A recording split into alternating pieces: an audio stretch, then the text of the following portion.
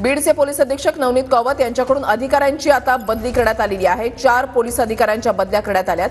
Police निरीक्षक प्रशांत महाजन यांची बदली झाली आहे। बीड प्रकरणामध्ये प्रशांत महाजन यांना सक्तीच्या रजेवर पाठवण्यात आलेलं होतं।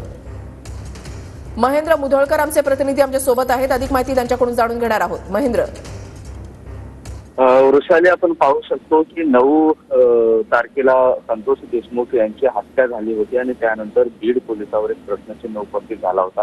बीड पोलिसांवर गंभीर आरोप झाले होते। केसचे पोलीस जे आहेत प्रशांत महाजन यांच्यावर मोठा ठपका ठेवण्यात आला होता। त्यानंतर बीड पोलीस अधीक्षकांनी त्यांना सक्तीच्या रजेवर पाठवलेलं होतं।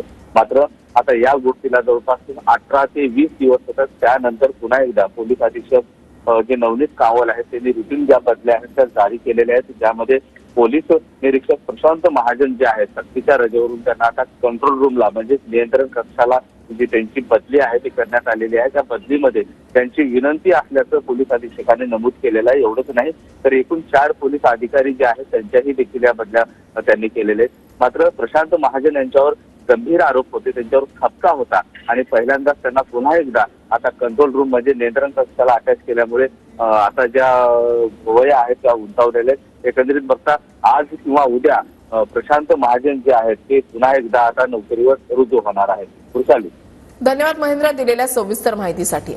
एकीकडे या पद्धती